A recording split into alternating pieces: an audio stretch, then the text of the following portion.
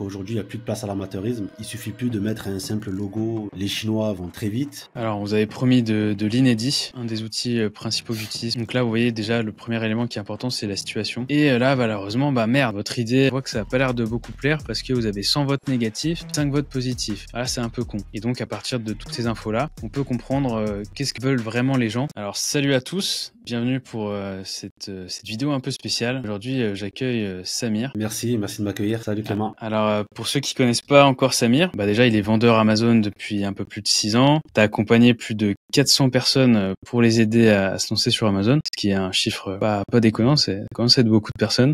T'es à la tête aussi d'un organisme de formation et t'accompagnes des particuliers et des entreprises à se lancer sur la plateforme. Et pour finir, tu es aussi créateur de contenu. Donc tu as une chaîne qui s'appelle Samir VMD et tu crées du contenu autour d'Amazon. Tu avais fait une interview il y a pas longtemps avec Cyril, j'avais pu voir. On trouvera tous tes liens dans la description. Ouais, nickel. Écoute, nickel, j'ai rien oublié. Merci de m'accueillir, c'est un honneur. Avec grand plaisir. Du coup, aujourd'hui, on va aborder différents sujets. On a fait une première vidéo, sur la chaîne de Samir où on revenait un petit peu sur les méthodes qui fonctionnent plus à l'heure actuelle sur Amazon. Donc pourquoi les gens on retrouve toujours les mêmes produits sur Blackbox, quelles sont les bonnes méthodes pour se différencier. Et dans cette deuxième partie, on va creuser un petit peu plus dans le détail où je vais partager la stratégie que j'utilise actuellement. Donc celle qui m'a permis de lancer j'ai dit 6 produits plus 12 variations l'année dernière, et également celle qui m'a permis donc de faire croître mon chiffre d'affaires. C'est ce que j'estime être une stratégie en tout cas gagnante pour le moment. Donc ce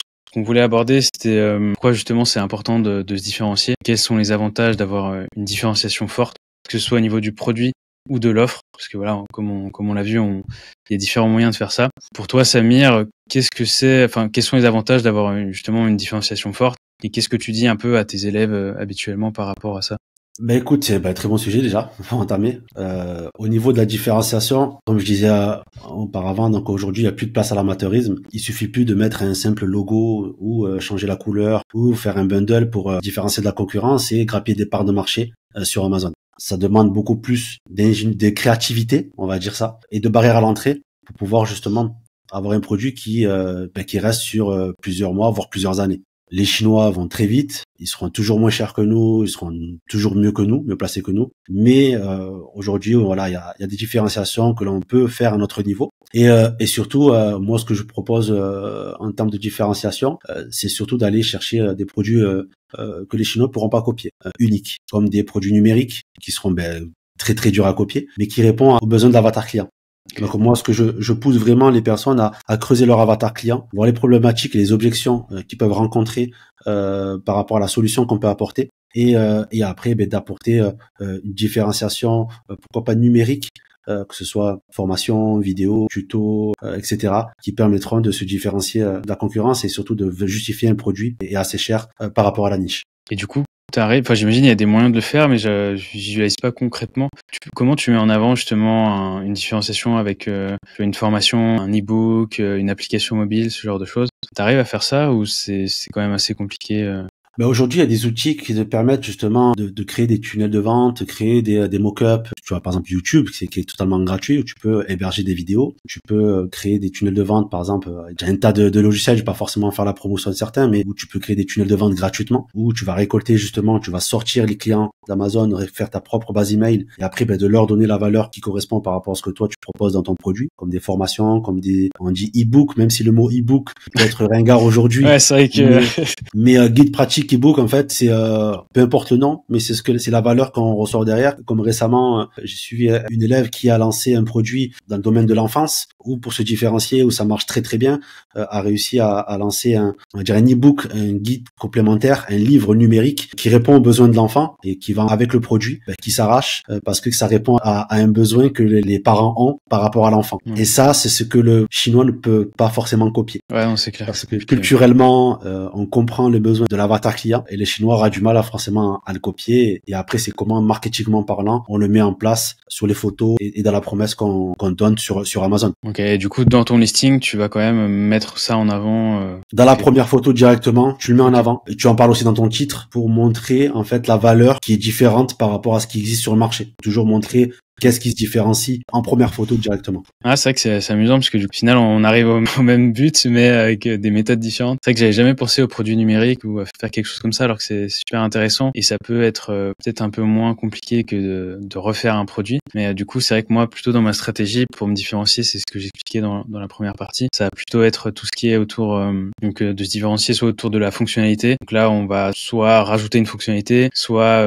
combiner des fonctionnalités, soit rajouter peut-être faire un bundle, ou alors plutôt sur l'aspect esthétique, donc au niveau de la forme, du design, pour avoir quelque chose qui soit soit plus joli, ou alors qui réponde mieux à un certain segment du marché en question. Peut-être que j'essayerai cet angle-là une prochaine fois. En plus, c'est bien, c'est que quand je dis gratuit, c'est gratuit. C'est ça, tu le fais qu'une fois, tu n'as plus à le refaire. Et après aussi, tu as des techniques où tu peux passer par des influenceurs. Quand je dis influenceurs, c'est pas forcément des gros influenceurs, mais des micros influenceurs de la niche qui pourront justement faire des vidéos où là, tu pourras pas imiter. Ils donneront justement les droits aussi, on parle de droits, d'utiliser leur contenu. Et là, c'est là où tu te différencies avec ton offre unique qui est sur Amazon, et tu utilises aussi entre guillemets la preuve sociale, la notoriété de l'influenceur pour vendre ton produit. Et ça, beaucoup de gens le sous-estiment, le peu d'argent que ça peut coûter par rapport au retour sur investissement que toi tu peux avoir sur Amazon. Ouais, non, c'est clair. Mais puis comme tu disais, pour copier ça, c'est quasiment impossible. Alors que ma méthode, c'est vrai que les produits, ça reste copiable, quoi, relativement facilement. D'ailleurs, c'est pour ça que dans ce que je fais, non seulement j'applique une différenciation forte et j'essaye, de pousser le truc vraiment loin en travaillant avec des designers, etc. Mais également, je rajoute de la propriété intellectuelle pour protéger, en fait, les créations que je fais. Parce que, comme tu dis, les Chinois, ils sont rapides, ils sont vicieux. Non, mais certains sont sans loi ni foi et pour prendre leur part du gâteau, ils sont prêts à toutes les filouteries, on va dire. Et donc, ça devient pour moi, je pense, nécessaire. Quand vous faites copier, etc. Je pense que c'est intéressant d'essayer de se protéger. Peut-être dans le futur, ce sera de plus en plus important d'ailleurs. Peut-être par rapport à un peu aux différences entre ma méthode et ta méthode, je voulais partager le petit schéma de mon processus, et comme ça on pourra comparer entre toi ce que tu fais, moi ce que je fais, et je pense que ça peut être un peu intéressant d'échanger là-dessus. Dans les grandes lignes, c'est le processus que j'utilise actuellement. Donc il y a tout ce qui est trouver ou valider, on utilise plutôt les outils pour valider l'idée de produit, mais pour trouver l'idée de produit, c'est comme on disait sur la première partie, on va plutôt utiliser différentes méthodes, et je vous invite à voir la première vidéo si vous voulez en savoir plus là-dessus. Après, comment se différencier, donc là pareil, ça peut, si vous n'êtes pas quelqu'un de très créatif ou que vous n'avez pas forcément d'idées sur le produit en question, on va utiliser différentes méthodes pour essayer de se différencier. Donc moi j'utilise pas mal l'IA qui est intéressante. Ça permet d'avoir vraiment beaucoup d'idées relativement facilement et rapidement. Mais il y a différents moyens. On peut forcément essayer d'aller, je crois, ce que tu fais toi Samir, je crois que tu vas essayer de questionner l'avatar client, ou peut-être d'utiliser la famille ou l'entourage, c'est ça?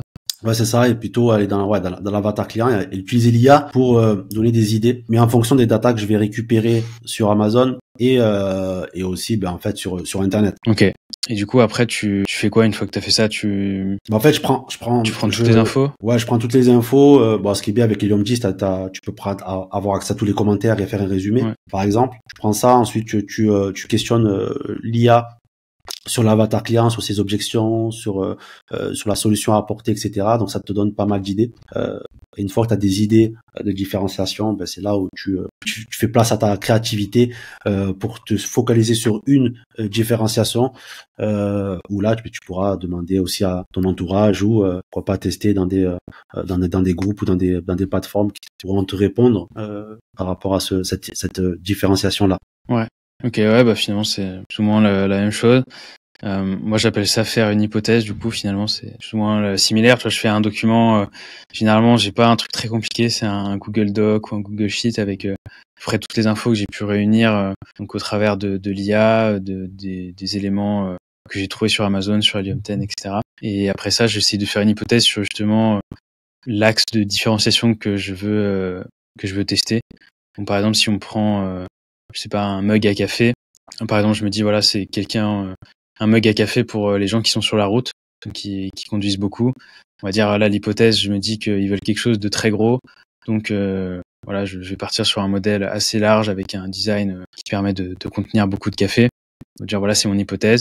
Et ensuite, je passe à ce qu'on appelle, ce que j'ai appelé la validation de marché, où en fait, l'objectif, ça va être de tester cette hypothèse-là. Parce que des fois, on part sur un truc en se disant, oh, on a la meilleure idée du monde, ça va forcément fonctionner, c'est trop bien. Et finalement, on se rend compte que c'était un peu pourri, que personne ne veut de notre produit, et on peut perdre des milliers d'euros bêtement en faisant et en créant un produit que personne ne veut. Donc, c'est cool de créer un nouveau produit, c'est sympa et ça fait plaisir. Mais si c'est pour derrière faire 0 vente, ça a aucun intérêt et c'est un peu dommage, quoi. Donc, pour valider le marché, comme on disait comme on disait dans la première partie, il y a différentes méthodes. Donc la méthode gratuite, c'est plutôt tout ce qui va être communautaire. Et ensuite, la méthode que j'utilise personnellement le plus, ça va être tout ce qui est sondage. Et donc ces sondages-là vont vous permettre d'avoir énormément de données sur ce que les gens pensent et veulent. Donc en fait, voilà, par exemple, on reprend l'exemple du mug du mug à café pour la route. La situation, vous posez la question aux gens, si vous deviez acheter un mug pour votre voiture pour boire du café, lequel choisiriez-vous? Dans le sondage, vous mettez 3 de vos concurrents et votre listing produit à vous, donc avec votre image.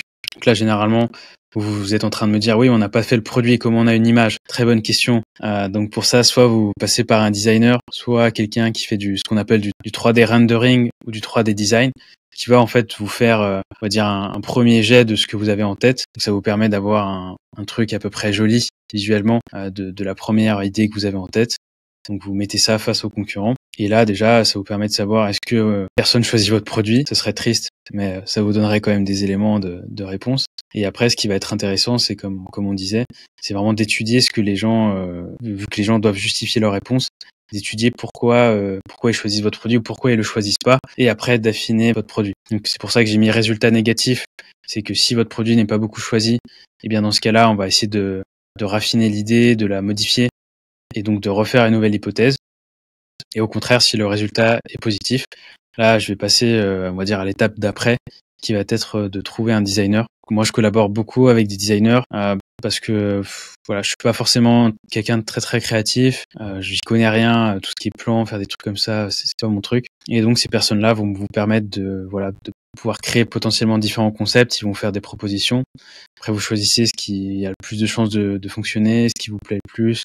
Enfin bref, il y a différents moyens. Et vous essayez de créer le produit dont l'hypothèse a été validée. Je sais pas si toi tu travailles avec des designers, Samir. Non, pas forcément. Oui, designer mais on va dire graphiste plutôt Ouais, pour graphiste. tout ce qui est packaging, identité visuelle, etc. Là, on a de plus en plus c'est pas designer, mais c'est modèle 3D. 3D modeling. 3D modeling, voilà. Parce que ça commence à venir sur Amazon, mais pas forcément passer par je pars de zéro, je donne ça à un designer qui me crée toute la maquette. Ouais, donc forcément c'est un processus qui demande un peu plus de temps, vu que voilà, il faut qu'il y ait le designer, qu'il ait le temps de vous faire les propositions de concept, de le valider. Donc forcément ça demande quand même un peu de budget aussi, parce qu'il faut faut payer un designer. C'est pas si cher que ça, hein. Ça peut aller entre 200 à plusieurs milliers d'euros forcément, mais généralement moi je paye à peu près 300-400 euros par projet sur la fourchette basse. Sur la fourchette haute, ça va plutôt être vers les 1000-1100 euros. En fonction de votre budget, ça peut rester accessible. Le gros avantage de trouver un designer, c'est qu'une fois que vous avez tous les plans, tous les éléments, pour trouver un fournisseur, c'est extrêmement facile, parce que vous avez juste à arriver, vous leur donnez le plan, et ils pourront vous dire oui, non, je peux faire, je peux pas faire, et à quel prix. Quand vous faites un produit, on va dire avec le processus classique, vous êtes toujours là à essayer de discuter avec votre fournisseur. Ils vont vous dire oui, après non, après ça change, le prix double, et du coup ça rend le processus fastidieux. Enfin, j'imagine tu vois ça aussi avec tes élèves, Samir. Oui, en fait, tu mâches tout le travail en amont. Dès que tu arrives au fournisseur, c'est assez clair, assez carré, et aussi tu as une valeur perçue au niveau du fournisseur assez professionnelle, et je trouve que ça donne du crédit un peu plus à la négociation également. Ouais, c'est vrai que t'as moins l'air d'un touriste, quoi. Puis il y a pas beaucoup de personnes effectivement qui prennent le temps et qui engagent les moyens de faire tout ça. On va dire c'est très facile, quoi. Vous faites une demande de RFQ, vous avez des réponses et il n'y a pas besoin de réexpliquer 10 fois les mêmes trucs. Surtout si vous sourcez en Chine, le niveau d'anglais est catastrophique. J'avais un petit schéma là, qui était pas mal. C'était une liste avec la majeure partie, tu vois, des barrières à l'entrée possibles. Elle était pas mal cette image, il en avait répertorié plein, pardon. T'as les patents, donc ce qu'on disait, la propriété intellectuelle. T'as le fait de faire un produit premium. Pareil, ça permet de mettre une barrière à l'entrée. T'as la supply chain. Donc si t'as des produits, par exemple la hazmat ou des choses comme ça, ou des produits volumineux, t'as tout ce qui est consommable. C'est des super gros gros marchés, surtout maintenant, t'as les systèmes d'abonnement sur Amazon. Ouais. Après, t'as tout ce qui est régulation. Donc, pour des produits, il faut des certifications, des choses comme ça. C'est galère, mais derrière, voilà, ça permet de mettre des grosses barrières à l'entrée. Donc, vous voyez, il y en a pas mal des différentes. Moi, personnellement, j'en ai pioché 2-3 et je les utilise à chaque fois pour mes barrières à l'entrée. Mais il en existe quand même un certain nombre. De toute façon, plus c'est compliqué, moins il y a de monde. Ça filtre. Ah bah c'est pour ça qu'il y a encore relativement peu de Chinois pour l'instant en Europe, parce que voilà, c'est plus simple de vendre aux US, il y a moins de règles, il y a moins de normes, tout ce qui est TVA et tout, c'est beaucoup plus facile. Bah ouais, aujourd'hui, de toute façon, d'avoir des barrières à l'entrée, c'est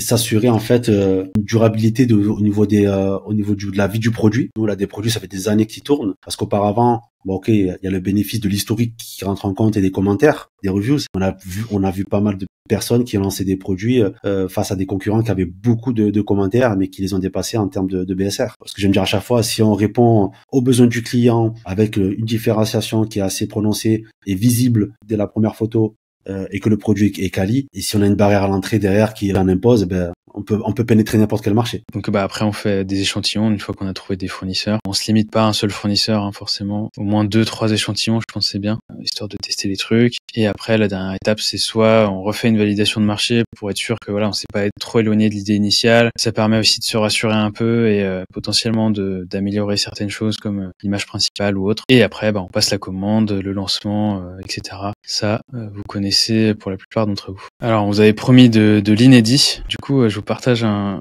des outils principaux que j'utilise pour justement ces sondages. Donc là, vous voyez déjà le premier élément qui est important, c'est la situation. Donc ça vous permet justement de tester votre hypothèse. Donc vous voyez, j'ai pris exactement cet exemple tout à l'heure que ça soit parlant. Donc là, la situation, c'est que vous êtes beaucoup sur la route, vous voulez quelque chose pour boire votre café, peu importe où vous allez. Donc ça, c'est la situation que vous allez donner aux personnes qui vont répondre à votre sondage. Donc c'est très important parce qu'en fonction de ça, vous n'allez pas tester la même chose. Si vous mettez que c'est pas pour la route, mais c'est pour le sport, les résultats seront totalement différents. Donc voilà, c'est quelque chose où il faut faire relativement attention. Donc ça, c'est la question qui va être posée aux personnes. Parmi ces produits-là qui vous sont présentés, lequel achèteriez-vous et pourquoi? Le pourquoi est important, on le verra un peu après. Donc là, vous voyez, il y a 150 personnes qui ont répondu, la distribution au niveau des âges et des genres, et ensuite, vous avez ici donc les résultats. 4 compétiteurs et votre produit. On va dire que votre produit, c'est celui-là, c'est le gros. C'est celui que j'ai dit tout à l'heure, on va dire que votre produit, c'est celui-ci, et vous avez donc 4 autres compétiteurs à côté. Et là, malheureusement, merde, votre idée de faire un gros mug, on voit que ça a pas l'air de beaucoup plaire parce que vous avez 100 votes négatifs, 5 votes positifs. Là, c'est un peu con. Mais c'est pas grave, vous allez quand même obtenir de la valeur de sondage. Ça ressemble en fait comme deux gouttes d'eau Amazon, hein. Vous voyez, là, on a les titres, on a les reviews, les prix. Et là, il n'y a pas de badge vendeur, mais on peut aussi rajouter des badges vendeurs. Et donc là, on va essayer de comprendre pourquoi notre produit s'est fait éclater la gueule comme ça et comment on peut tester ou améliorer notre hypothèse. Donc là, on va descendre. Nous, ce qu'on veut, donc c'est le produit C. Donc on veut les négatifs. Là, on veut comprendre pourquoi on s'est pris 102 votes négatifs. Et donc là, si vous voyez, il y a toutes les réponses des gens. Donc là, en fait, à chaque fois, les personnes doivent donner une réponse du produit qu'ils aiment le moins et de celui qu'ils aiment le plus. Là, on a sur la droite, on a pourquoi ils aiment celui qu'ils aiment le moins. Et donc, vous voyez qu'à chaque fois, ce qui revient, c'est la taille. Donc là, c'est too big, the size is too wide, it's a way too big, not portable. Donc voilà, à chaque fois, ce qui revient, c'est la taille, pardon. Et donc, dans ce cas-là, notre hypothèse de nous dire que les gens qui font beaucoup de routes veulent beaucoup de café et donc il leur faudra un contenant plus grand, notre hypothèse est pas bonne. Et du coup, on va essayer de comprendre que veulent les gens. Donc déjà, il y a par rapport au début du sondage, les gens, on va leur poser une question qui est ici. Pardon pour mon anglais. What are the most important product features you would look for when comparing products that are a solution for this situation? Ça permet de vous faire votre étude de marché, du coup. Ouais, voilà, c'est une question ouverte et donc les gens répondent. Et là, vous voyez, vous avez toutes les réponses de chaque personne là. Donc là, il y a les mots-clés qui reviennent le plus souvent dans les réponses. Et sinon, le mieux, c'est d'étudier toutes les réponses là. Ou comme tu disais, Samir, on se fait pas chier, on copie tout. On met ça sur l'IA, ChatGPT ou quoi. Et ensuite, on demande de nous faire un petit résumé. Et donc, à partir de toutes ces infos-là, on peut comprendre qu'est-ce que veulent vraiment les gens et donc de faire de nouvelles hypothèses. Là, ça peut se combiner même avec en récupérant les commentaires négatifs des produits existants. Les vrais vont reconnaître, c'est que d'avoir ces données-là, ces datas-là, c'est ouf. Ça permet d'avoir vraiment énormément de données qui sont très utiles pour faire de nouvelles hypothèses ou améliorer votre produit, raffiner l'idée, etc. Et donc là, après, vous pouvez étudier chaque produit au cas par cas, essayer de comprendre pourquoi les gens ont voté pour celui-là, pourquoi ils n'ont pas voté pour celui-là. Et donc, comme on le disait tout à l'heure, ça permet de tester plusieurs choses. Donc la barrière à l'achat, pourquoi les gens ne veulent pas acheter ce produit, pourquoi ils veulent l'acheter, qu'est-ce qui déclenche le clic aussi. voilà, quelle est l'image qui donne envie de cliquer. Parce que certaines personnes vont vous dire, voilà, par exemple, là, il y avait le packaging, je trouvais que ça faisait professionnel et plus qualitatif. Ah, c'est un élément de réponse. Mais par exemple, là, tu pourrais mettre, si vous deviez choisir ce produit-là, quelle est l'image principale qui vous plaît le plus? Tu pourrais tester quelque chose de différent. Voilà, si tu veux tester vraiment l'image principale à fond et pas spécialement la fonctionnalité. Et aussi, tu peux tester, il y a un autre type de sondage qui est le image stack. Tu sélectionnes plusieurs concurrents et les gens vont regarder en fait tout le listing, donc les 7 images, et ils vont te dire, ok, ce listing-là, peut-être qu'il est pas très clair, il manque telle ou telle info. Et pareil, ça va t'aider aussi à améliorer ou créer ton listing. Donc en fait, tu peux créer plusieurs demandes, mais c'est plusieurs sondages. Exactement. Okay. En fait, si tu veux, chaque sondage va tester quelque chose de différent. En fait, en soi, c'est un outil qui est extrêmement puissant, mais aussi relativement complexe. Imaginons qu'on fasse ce sondage-là. On a un produit qui est à $40, donc qui est très cher. Et on va sélectionner que des compétiteurs qui sont pas chers. Bah, il y a de grandes chances que le sondage marche pas. Et du coup, tu vois, on n'arrivera pas à tester ce qu'on voulait tester de base. Et donc, peut-être, il faudra enlever le prix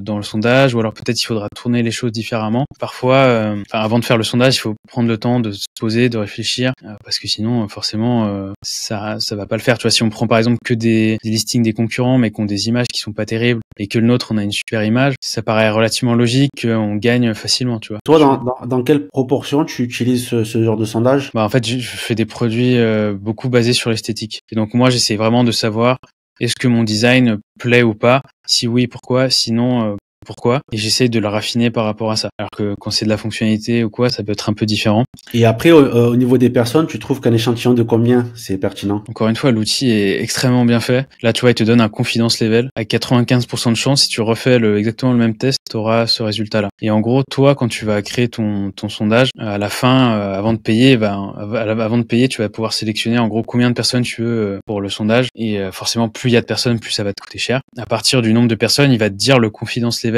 Il va te dire la marge d'erreur aussi. Est-ce que tu veux les standards de l'industrie et du coup tu laisses comme l'outil après réglé, ou est-ce que tu veux te bidouiller pour payer moins cher ou payer plus cher mais avoir moins de marge d'erreur? C'est à toi d'ajuster un peu comme tu veux, mais l'outil te pré-règle tout pour que t'aies rien à faire en fait. Ouais, non, c'est ultra bien fait. Et du coup, c'est un outil où je rentre un peu plus dans le détail, dans ma méthode et dans la formation. J'ai réussi à faire une interview avec le fondateur de l'outil, où pendant 1 heure, il nous partage des tips, des astuces pour en tirer le maximum et avoir le maximum de valeur de cet outil qui est... Alors, je vous invite vraiment à aller piocher et voir dans la formation. Parce qu'il y a pas mal de pépites. Pour finir un peu, je pense que vous avez saisi, j'ai montré vraiment tout le process de A à Z sans rentrer trop dans le détail. Voilà, on est sur YouTube, il y a pas 10 heures de contenu, mais parce que ça prend un peu de temps quand même. Et vous avez compris quand même la puissance des tests de marché, de la validation de marché et notamment des sondages qui sont vraiment des outils qui sont vraiment bien. Donc après, par rapport aussi à tout ce qui est propriété intellectuelle, voilà, ça vous ouvre aussi à d'autres perspectives, donc de protéger vos produits. Donc ça, plus la différenciation, ça fait que non seulement vous gagnez du temps, et donc pareil, ça sera valorisé si vous voulez revendre plus tard, ou même ça permet de faire des optimisations fiscales pour ceux qui sont en France, parce que ces titres-là, vous pouvez les avoir en personne physique et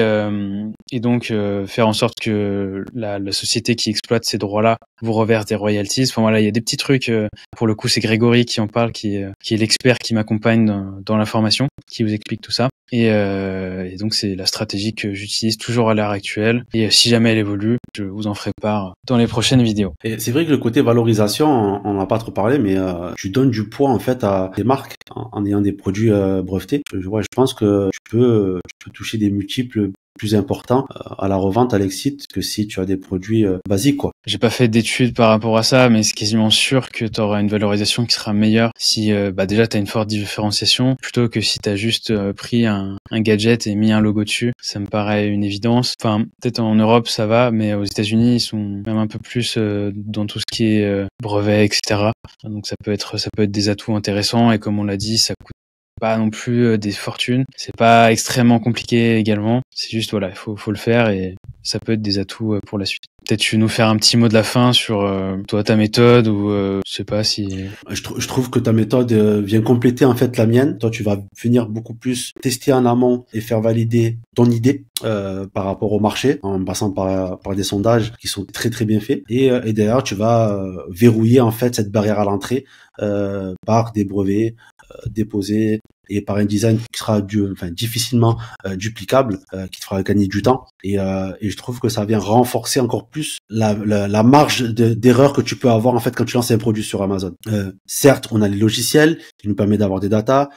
Certes, on sait récupérer des données que les clients sont sur Amazon par rapport à la concurrence, mais d'avoir des données encore beaucoup plus précises par rapport à un outil comme IntelliVie, et qu'on vient verrouiller tout ça derrière une fois qu'on a validé et passé par un designer, là on professionnalise vraiment la chose, et on peut vraiment, je pense, construire quelque chose d'assez grand sur toutes les plages de marché sur Amazon, et oser attaquer des parts de marché, des niches, même qui sont assez concurrentielles, mais où on arrive avec une certaine différenciation, où on met quand même un coup de pied à la fourmilière. Le sondage est vraiment cool pour ça, parce que ça permet d'avoir un vrai retour direct, de se mettre face aux concurrents. Ça peut permettre justement d'augmenter ses ambitions en disant voilà, je peux attaquer des marchés plus importants, plus difficiles. Voilà. Donc, pour conclure, en gros, si vous avez rien compris à tout ce qu'on vient de dire, peut-être que vous pouvez aller voir Samir pour qui vous aide et qui vous forme. Et par contre, si vous avez bien compris et que vous avez apprécié tout ça, et que vous êtes déjà vendeur Amazon, j'insiste, j'ai pas pour attrait à vendre à des gens qui débutent. Vous allez apprendre des choses, mais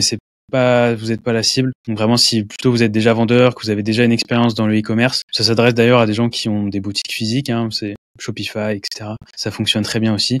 Donc j'explique cette méthode donc dans ma formation qui s'appelle La Muraille, où c'est vraiment beaucoup plus complet. J'essaie d'expliquer, il y a certaines étapes qui sont faites pas à pas avec vous. Je suis pas seul dans la formation, j'ai fait venir Grégory, qui est un ingénieur brevet. Donc c'est quelqu'un qui fait ça depuis 15 ans, donc c'est le métier. Et c'est lui qui va vous parler de tout l'aspect propriété intellectuelle, et qui va vous expliquer comment protéger vos produits pour le moins cher possible. Vous aurez toutes les infos dans la description. Également, encore une fois, les infos de Samir aussi dans la description. Merci à toi d'être venu, c'était cool. Merci à toi pour l'invitation, c'est un plaisir. Et pourquoi pas refaire d'autres vidéos sur des sujets assez croquants et qui n'existent pas trop dans le marché Amazon en France. Carrément. Écoute, avec grand plaisir, je note ça et puis on essaiera de faire ça à l'occasion. Salut. Ciao.